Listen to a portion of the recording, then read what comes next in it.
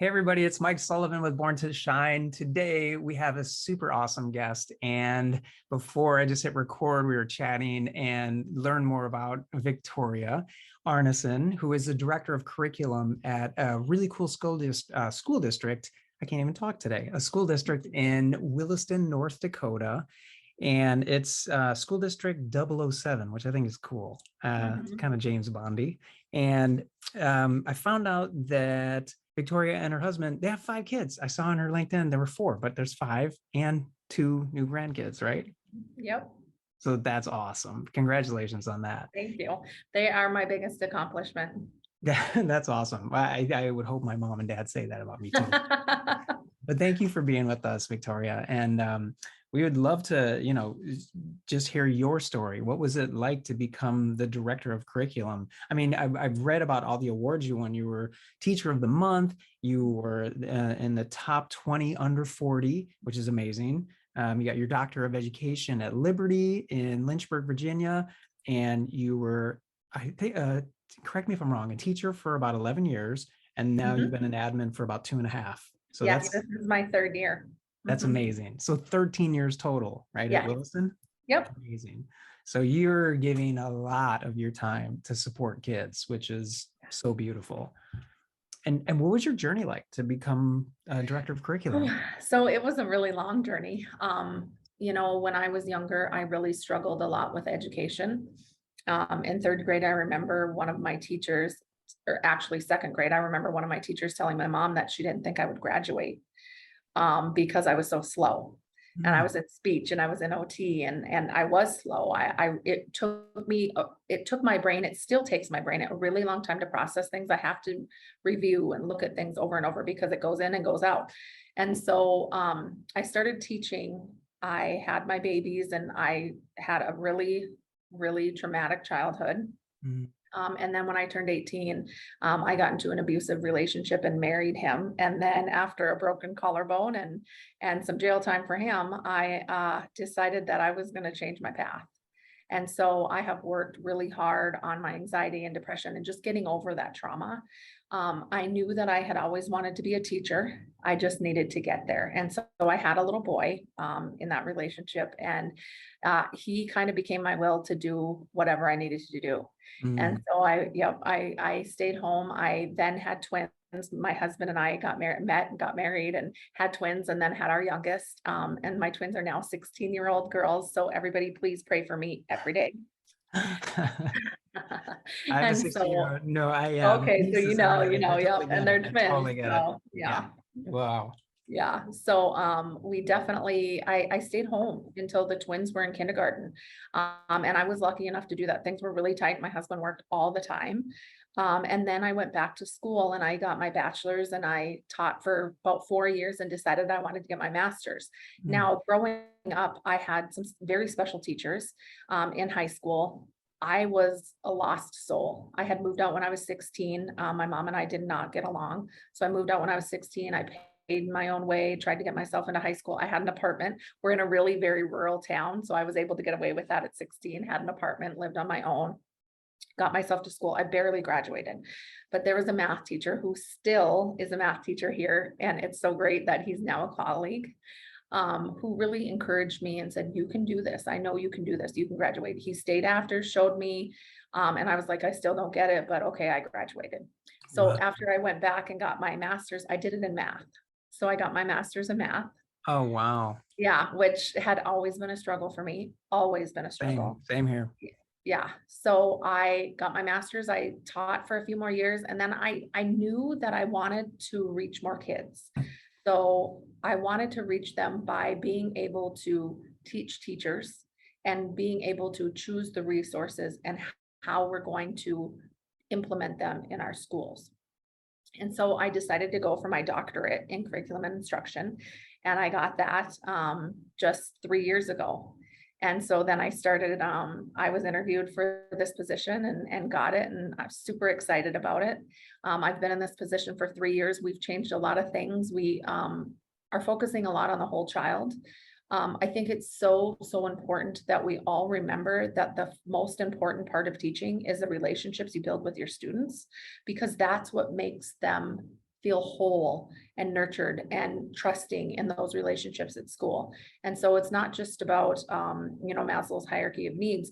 We have, just because we're in a small area, although we've grown quite a bit, doesn't mean that we don't have the same problems that urban cities or urban school districts have. We have students whose parents, have domestic violence situations. We have drugs, we have alcohol, we have shootings, we have all sorts of things Mhm. that other urban school districts deal with too. And those kids, you can't expect them to come to school after Johnny's mom just got beat up last night and Johnny's dad's in jail and try to take a spelling test and do well. No way. Yeah, Yeah. so we have really, really focused on uh SEL not just being curriculum. Mhm. It's our way of doing business. It's our bottom line.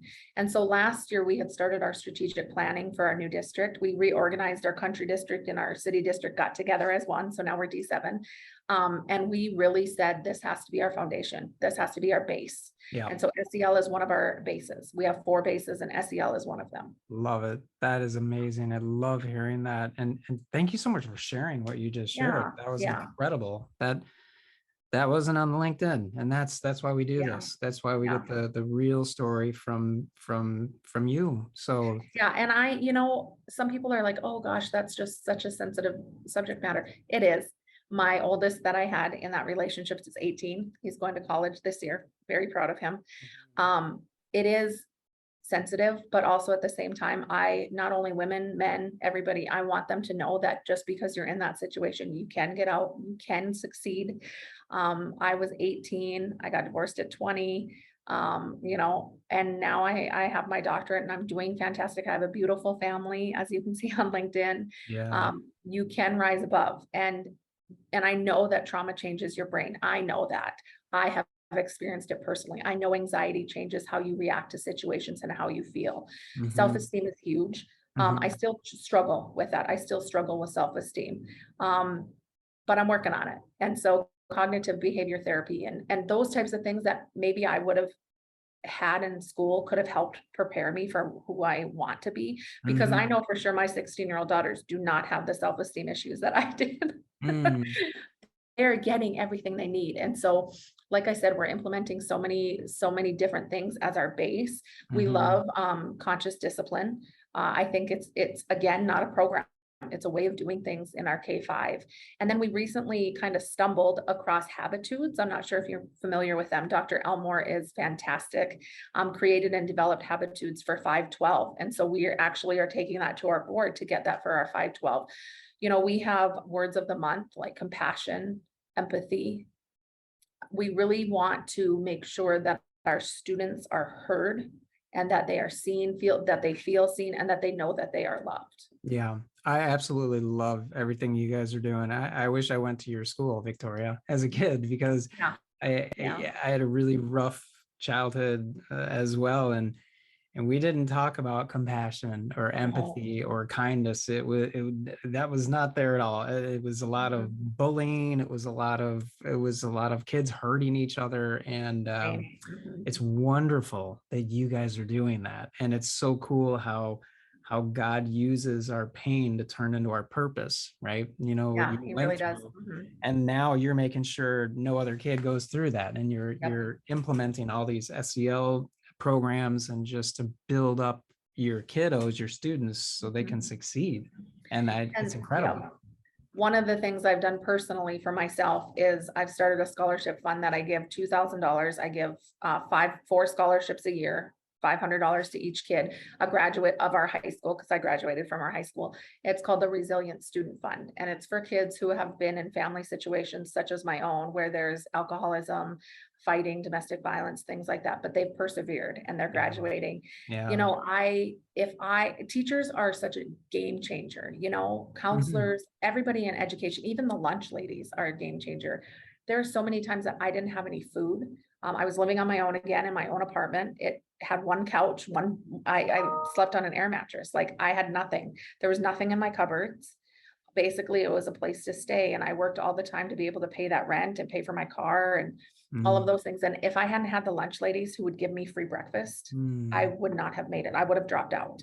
And Wow. so when you think about it, it's not just the teachers, Right. it's not just the counselors, it's not just principals, it's the lunch ladies, it's the janitors, it's those people who get to know these students who change their lives. And so it's so important to me that we continue to see every single student. And another thing our high school is doing, and they did on their own, we didn't even recommend it or anything, is they have 4 vice principals and a principal. What they do is they divvy up each class and they make sure that they have contact with every single student every single week.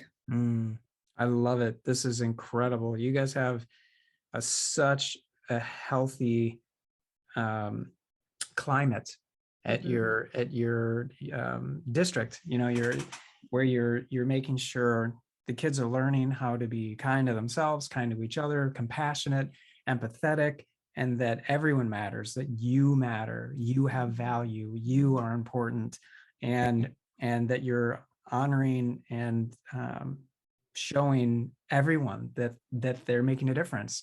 The lunch lady, the janitors, the teachers, the counselors, the admin, everyone.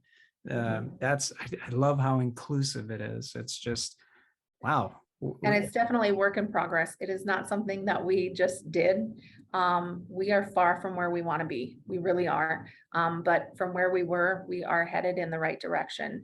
And the main focus is that every single person can change their relationship with a child. They can change a child's self-esteem. They can build them up. They can help them.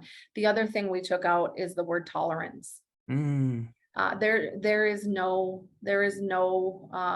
room for the word tolerance. Tolerance is you're putting up with something, right? So I'm going to put up with someone who has a different skin color than me. No, acceptance. We accept people, we love people, we don't tolerate people. I mean, sometimes we tolerate people, right? Yeah. No, I love that though. Replacing tolerance with acceptance. That's already a huge shift mentally.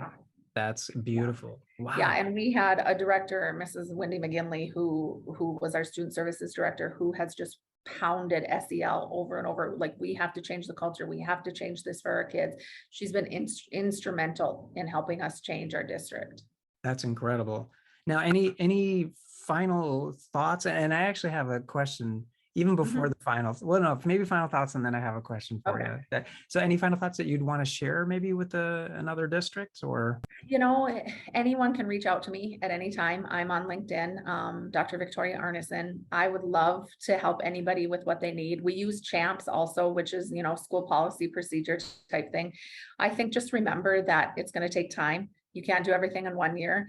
It's funny because just yesterday I was talking to I was in our business office grabbing badges for our new teachers, and I had said something about my dress and how I didn't like the way I looked. And the secretary said, "Oh my gosh, I think you look beautiful today. I love your dress. I was just going to tell you, you look so vibrant." I was like, "Oh, wow, thank you." And I said, "Well, I think you're beautiful too." And she said, "Why can't we tell ourselves that?" Yeah. So I thought about that. And again, back to my self-esteem. And I thought, you know what? I need to start those positive self-affirmations for myself, because if I can't do that for myself, how am I doing it for everyone else? And I think we're really good at that as educators, and we're really, really good at taking care of everyone else. So if I could leave you with one thing, remember to take care of yourself, because you can't pour from an empty cup, and you can't light yourself on fire to warm other people. You have to make sure that you're taking care of your needs to make sure you can take care of your students' needs too. Absolutely love that. Such a wise point, Victoria. Thank you for that. And here's a question, if it's okay. Yeah. If there's someone out there that's listening that is going through a situation similar to what you went through, what would you say to her or to him? Okay, well, first I would say you can call me anytime. If you need help getting out of that situation, I will help you, no questions asked. Financially supportive, emotionally, I would help anybody that needs it. The second thing is find a support system in your town. There are family crisis shelters. There are cognitive behavioral specialist therapists that you can see. There's also an app called Better Health, or Better Help, I think it's called, and they actually will see you. We're very rural, and so we don't have a lot of openings with our cognitive behavioral therapists. And so I actually went on the app, and you can download it, and I could talk to my therapist all week. I could set up an appointment with her. I think just making sure that you get that first get out of that situation, get yourself safe and your children safe if you need to. And then make sure that you're reaching out to the resources that you have in your community, because that's going to be huge. Another part for me, and I know it's not for everybody, was my faith. God got me through absolutely everything. I could not have done it without him. And I think that relying on my faith and continuing to rely on that has made me more successful in my life, because I take all of those attributes and all of those teachings and I put them in my own life. I get back to people. I'm honest. I'm transparent. I'm not going to, a lot of time in leadership we have where people back talk and side talk about each other. And that's not something that I'm willing to even let into my world. And so Right. I think that having those teachings and being able to implement them in my own life is huge. But definitely the resources in your town. If you don't have those resources, you find me on LinkedIn and I'll help you. You're amazing. Dr. Thank Victoria you. Arneson, thank you so much for being with us Thank today. you. I'm honored to be here.